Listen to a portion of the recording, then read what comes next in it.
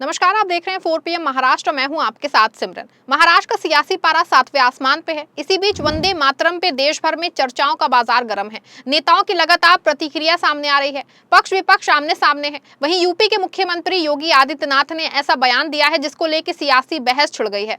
फिर शिवसेना यूबीटी की सांसद प्रियंका चतुर्वेदी ने मुख्यमंत्री पे सीधा हमला बोला है और उनके बयान को राजनीतिक दिखावा बताया है। प्रियंका चतुर्वेदी ने कहा कि ये योगी आदित्यनाथ के लिए केवल एक राजनीतिक दिखावा है। क्या कोई उनसे ये पूछ सकता है कि वो पहले वंदे मातरम के पूरे 6 छंद पे गा के सुनाएं, उससे पहले कि वो तय करें कि कौन राष्ट्र विरोधी है, कौन देशभक्ति नहीं रखता और कौन देशद्रोह कर रहा है। उन्होंने आगे कहा कि सबसे पहले हमें उन्हें वंदे मातरम गाते हुए सुनना चाहिए और देखना चाहिए कि उन्हें इसके बारे में क्या जानकारी है। ये केवल राष्ट्रीय गीत का निजी और राजनीतिक लाभ के लिए राजनीतिकरण करने की विभाजनकारी कोशिश है। प्रियंका के इस बयान के बाद राजनीतिक गलियारों में बहस छिड़ गई है। उन्होंने साफ तौर पर सवाल उठाया है कि किसी को राष्ट्र विरोधी या देशद्रोही ठहरने से पहले खुद की समझ और जानकारी भी सामने आनी चाहिए। उनका कहना है कि राष्ट्रीय गीत जैसे संवेदनशील मुद्दे को राजनीति का हथियार नहीं बनाना चाहिए। वहीं भाजपा की ओर से अभी तक प्रियंका चतुर्वेदी के इस बयान पे कोई आधिकारिक प्रतिक्रिया सामने नहीं आई है। वहीं इससे पहले एनसीपी के नेता असीम सिद्दीकी ने राष्ट्रगीत वंदे मातरम के नए नियमों पे जमीयत उलेमाए हिंद के ऐतराज पे कहा कि वंदे मातरम कहने के लिए मुसलमानों के साथ जबरदस्ती नहीं होनी चाहिए।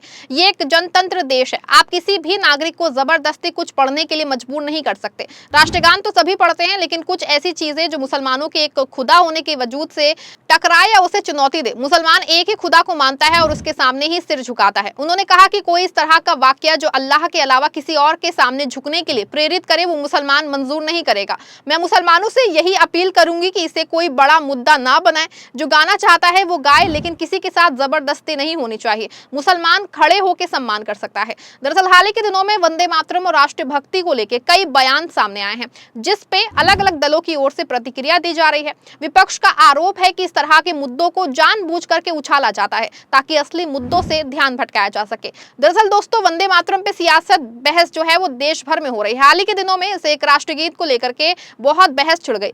सरकार ने नए नियम बनाए हैं, विपक्ष ने इसका विरोध किया है और कई नेता तीखे बयान दे रहे हैं। विपक्ष का मुख्य आरोप यही है कि सरकार जो है जानबूझकर कैसे भावात्मक मुद्दे उठा रही है ताकि महंगाई, बेरोजगारी, किसानों की परेशानी जैसे असली मुद्दों से लोगों का ध्यान भटकाया जा सके। सबसे पहले आपको बता दें कि ये गाना बंकिम चंद्र चट्टोपाध्याय ने 1875 में लिखा था। ये उनके उपन्यास आनंद मठ में आया। गाने में भारत को माँ के रूप में दिखाया गया है। सुजलान फुसलान मलय जय शीतलाम, यानी पानी, फसल और ठंडी हवा वाली माँ। आप सबके भरोसे से हमने हमेशा मजबूत और सच्ची पत्रकारिता की है। चैनल को आप सबने सब्सक्राइब तो कर ही रखा है, हमारे चैनल को ज्वाइन भी कीजिए।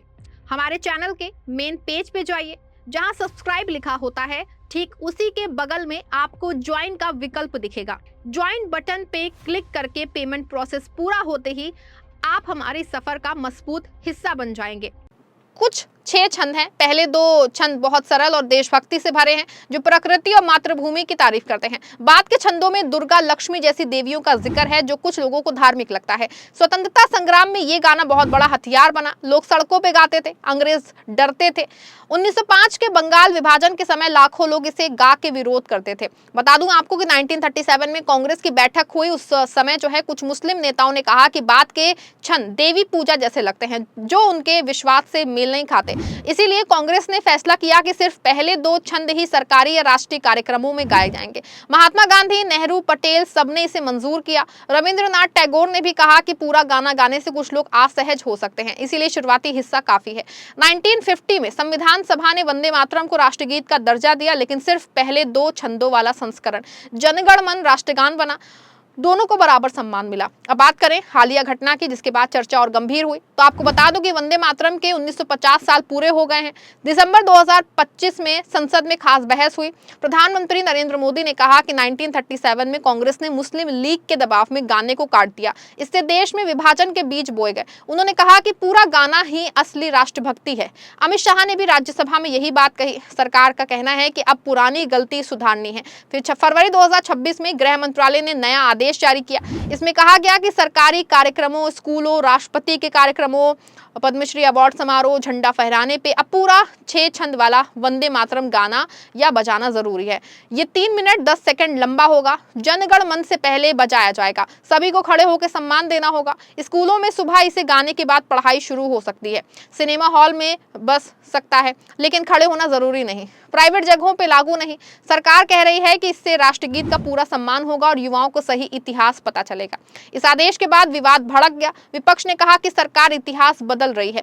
कांग्रेस ने कहा कि 1937 का फैसला एकता के लिए था, तुष्टीकरण नहीं। प्रियंका गांधी, राहुल गांधी जैसे नेताओं ने आरोप लगाया कि बीजेपी बंगाल चुनाव 2026 को देख के ऐसा कर रही है। टीएमसी ने कहा कि बंगाल वंदे मातरम का घर है, लेकिन हम जो है सेकुलरिज्म से समझौता नहीं करेंगे। कुछ मुस्लिम संगठन जैसे जमीयत उलेमाए हिंद, मौलाना इमरान रशादी ने कहा कि बाद के 6 छंद जो हैं वो धार्मिक हैं। हम पहले 2 छंदों का सम्मान करते हैं, लेकिन पूरा गाना मजबूर नहीं किया जा सकता। ये हमारे एक ईश्वर के विश्वास से टकराता है।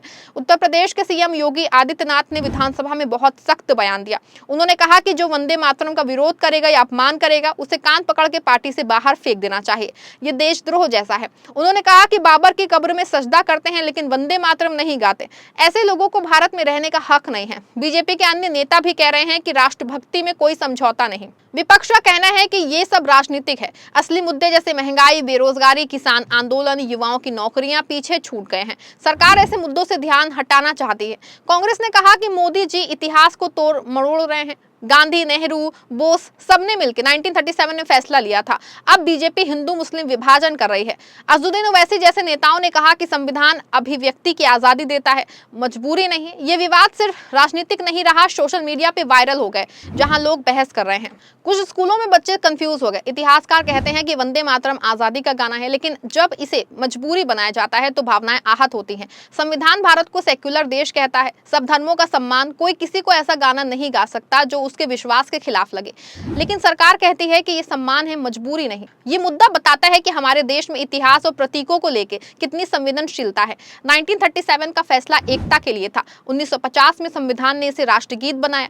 अब 2026 में नया आदेश आया। हर दौर में नजरिया बदलता है, लेकिन सबसे जरूरी एक रहना है। वंदे मातरम का मतलब माँ को सलाम। सरकार ने सिनेमा और प्राइवेट जगहों पे छूट दी है। सिर्फ सरकारी जगहों पे नियम है, लेकिन कुछ नेता ज्यादा जोर दे रहे हैं। विपक्ष कह रहा है कि धीरे धीरे इसे हर जगह थोप दिया जाएगा। कुछ जगहों पे कोर्ट में चुनौती भी देने की बात हो रही है। गौरतलब है कि वंदे मातरम का ये मामला सियासी बहसबाजी का विषय बन गया है। इसको लेकर चर्चाओं का बाजार गर्म है। आपका क्या सोचना है इस विषय पे? हमें कमेंट में अपनी राय जरूर दीजिएगा। वीडियो आपको पसंद आई हो, वीडियो को लाइक करिएगा, शेयर करिएगा और हमारे चैनल पे अगर नए हैं तो चैनल को सब्सक्राइब भी कर लीजिएगा।